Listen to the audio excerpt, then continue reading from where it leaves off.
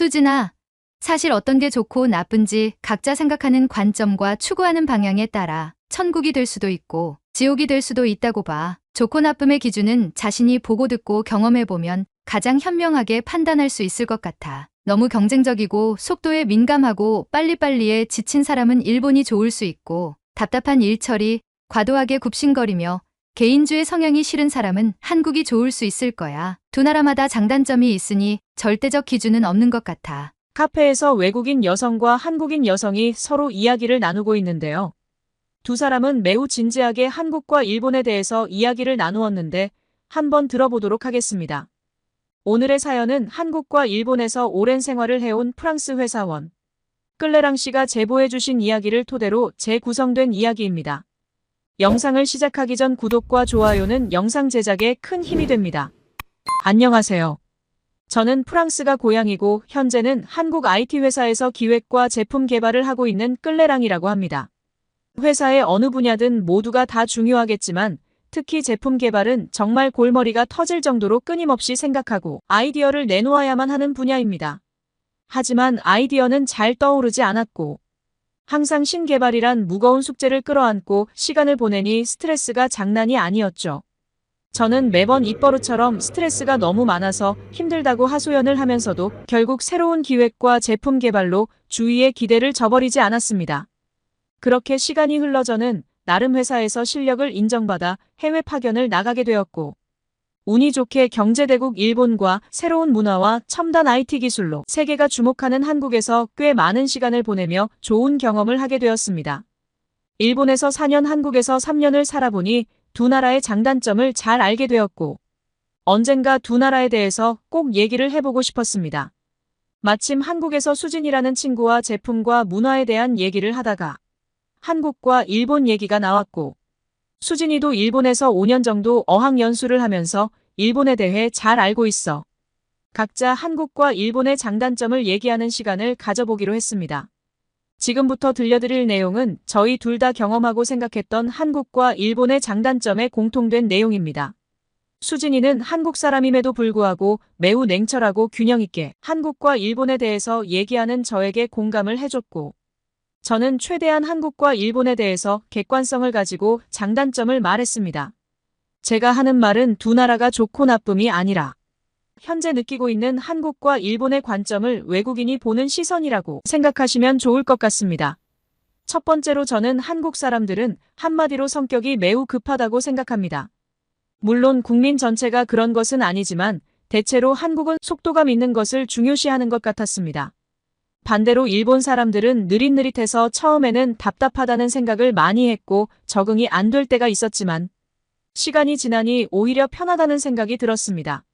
한국은 정이 있는 문화고 일본은 철저히 개인주의 성향이 강한 것 같았는데요. 물론 한국도 최근에는 젊은 사람들이 타인으로부터 간섭을 받기 싫어하면서 개인주의 성향이 많이 짙어졌지만 그래도 한국은 사람들과 같이 어울려야 한다는 한국 특유의 문화를 가지고 있는 것 같았죠. 반면 일본에서 산다면 친구나 지인이 옆에 같이 있다고 하면 일본이 살기는 좋은 것 같아요. 대신에 그냥 단순히 혼자가 편해서 일본에 산다면 너무 외로울 수 있기 때문에 오히려 한국이 좋다고 생각합니다. 일본에서 살면 외로운 이유가 친해지고 마음을 나누면 한국과 크게 차이가 없지만 더 솔직하게 일본 사람하고 친해지기가 정말 어렵거든요. 친해지기 위한 과정에는 허물어야 할 벽이 너무 많고 그 과정이 정말 힘들다고 생각합니다. 심지어 그 거리감을 잘못 조절하면 말도 없이 손절당하는 경우도 많습니다. 반면에 한국 사람은 빨리 친해지며 일본 사람처럼 너무 계산적인 사고를 가지지는 않는 것 같았습니다. 한국 사람들은 마음이 굉장히 밝고 먼저 외국인에게 친절히 다가오면서 도움을 주기 때문에 처음 외국에 나가서 낯선 환경을 접한다면 빨리 적응하고 사람들과 친해질 수 있는 나라가 단연코 한국이라고 생각합니다. 제가 일본에 살면서 사람들의 성격이 여유 있다고 느꼈던 부분이 차를 운전할 때 빨리 출발 안 한다고 클렉슨을 울리지도 않고 여유 있게 기다려주는 배려가 상당했습니다. 또한 비싼 차를 가지고 있다고 도로에서 멋대로 운전하거나 과시하는 사람이 없었으며 소형차를 운전하는 사람을 아래로 쳐다보는 시선이 없었던 것 같았습니다. 반대로 한국은 신호가 바뀌고 조금이라도 늦게 출발하면 뒤에서 여지없이 클렉슨을 울려대기 때문에 보통 신경이 쓰이는 게 아니었습니다. 그리고 사실 지금은 어떨지 모르지만 비싼 수입차나 고가의 외제차를 운전하는 사람들의 성향이 자기 과시를 하는 사람이 의외로 많았고, 소형차를 운전하는 사람들을 약간 아래로 보는 시선을 자주 느꼈습니다. 또한 일본에서는 시내버스가 운전을 조금 실수를 해도 사람들이 그럴 수 있어라고 생각하는데, 한국에서는 버스가 굽은 도로나 과속 방지턱에서 급브레이크 실수로 차가 흔들려 승객들을 놀라게 하면 나이 드신 분들이 즉시 고함을 치고 훈계를 하는 걸 자주 봤습니다. 사람이다 보면 본의 아니게 실수를 할 때가 있는데, 특히 한국 어르신들은 그런 부분이 용납이 안 되는 것 같았습니다. 일본은 한국에 비해서 평지가 많은데요. 한국은 대부분 산지라 좁은 평지 땅에 도시가 밀집되어 있는 구조인 것 같은데, 일본은 평지가 대부분이라 실제 면적보다 몇 배로 넓고 한국은 실면적보다 더 좁은 것 같았어요. 그리고 일본은 생각보다 크고 넓기 때문에 이동하는데 꽤 시간이 걸립니다. 그리고 일본은 전기가 민영화이다 보니 핸드폰 충전을 아무 곳에나 함부로 못합니다. 일본은 전기요금이 비싸기 때문에 지하철역에서 노트북 충전하다가 처벌받은 사례도 있거든요.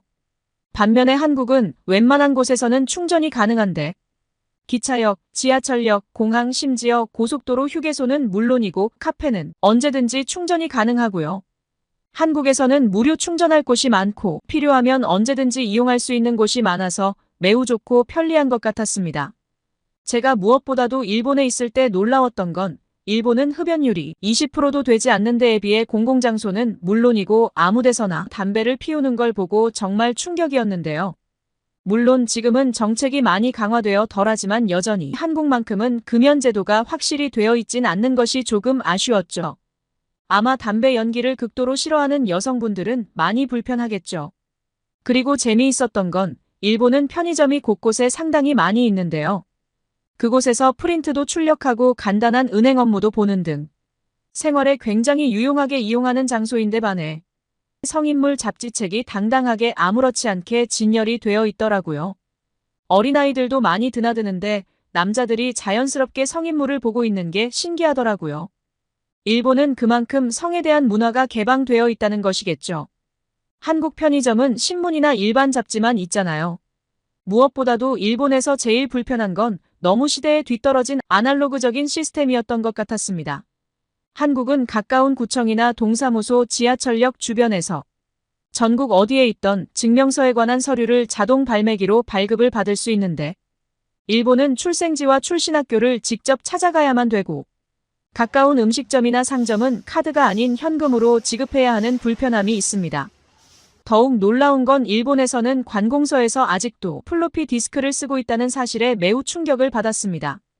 글로벌 시대에 아직도 아날로그 감성으로 변화하지 않는, 좋게 말하면 일본인의 장인 정신이지만 그것을 당연히 생각하고 불편을 못 느끼는 일본이, 그래서 세계에서 알려진 일본 기업들이 쇠퇴하고 있는 것일 수도 있습니다. 제 생각에 이렇게 가면 조만간 카메라 시장인 소니, 캐논도 안드로이드 시스템인 스마트폰에 밀려서 시장을 전부 내어주고 사라질 날도 곧 올 것 같았습니다. 한국은 웬만한 업무는 휴대폰으로 다 할 수가 있었어요. 외국인 등록증 번호만 있으면 핸드폰에 연결되어 있고 계좌도 연결이 되어서 온라인으로 다 처리가 가능한데, 일본은 따로따로 시스템이 많아서 뭘 하려고 하면 아직도 수기로 종이에 써서 해야 하는데 너무 번거로운 것 같고 시대에 뒤떨어지는 것 같았습니다. 한국과 일본을 경험하면서 한국말로 오지랖 문화에 대해서 얘기해볼까 합니다. 한국에 있어 보니 직장에서 동료들과 점심을 같이 먹으러 갈 때 자신은 싫어하는 음식인데 따라갈 수밖에 없는 경우를 종종 보게 됩니다. 당연히 심리적 피로가 많이 쌓일 거라고 생각해요. 그냥 혼자 먹고 싶어도 그럴 수 없는 분위기가 많은 것 같았어요. 그리고 간혹 처음 본 사람인데 서로 말문이 트이게 되면 사생활에 관한 질문을 많이 하는 사람들이 종종 보였어요.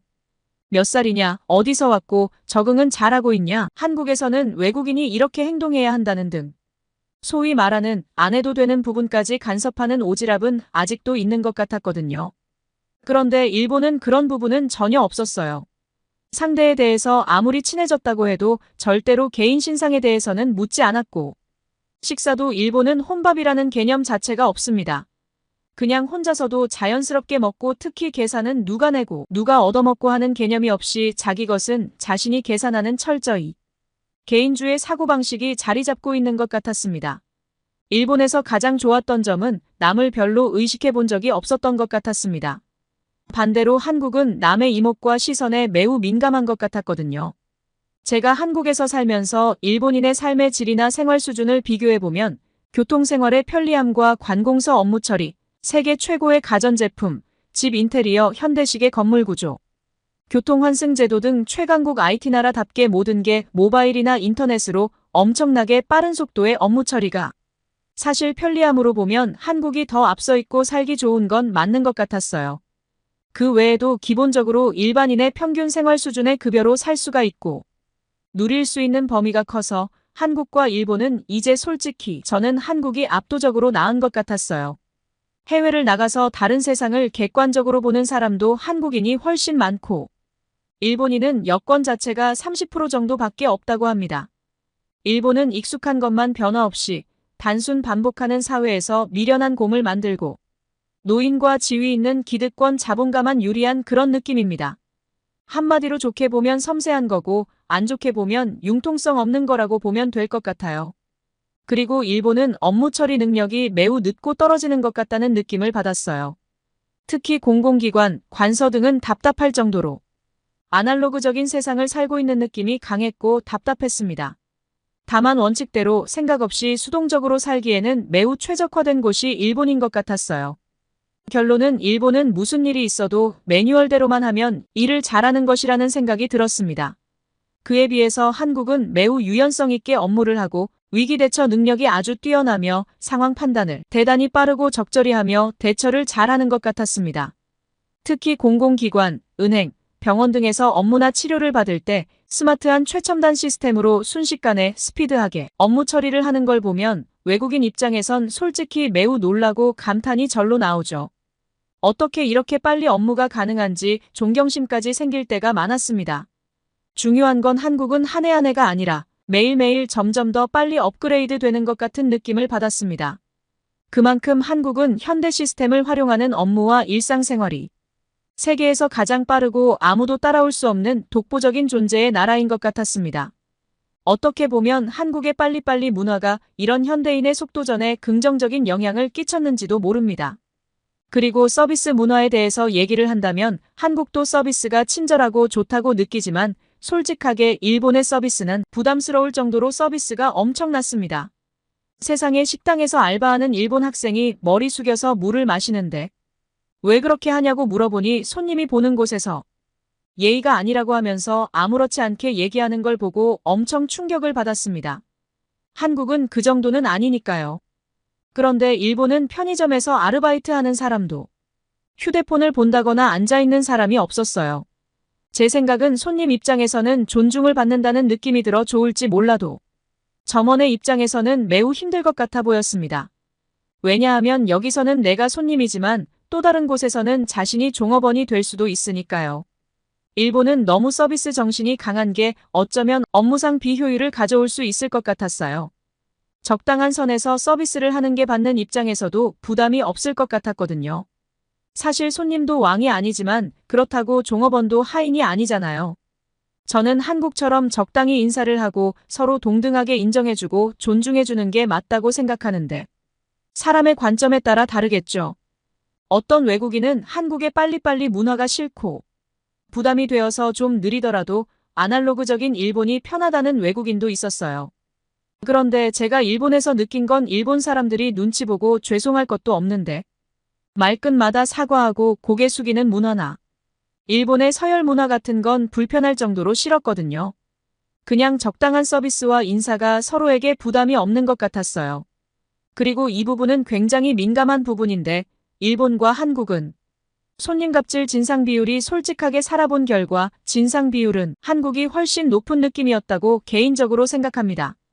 일본은 아나무인 막무가내 진상은 별로 없었는데 한국은 생각 외로 손님들이 제법 진상이 있었고 특히 백화점 명품 옷이나 가방을 판매하는 이런 곳에서 진상짓을 하는 걸 개인적으로 본 적도 있었고 뉴스에도 자주 나왔던 것 같았습니다.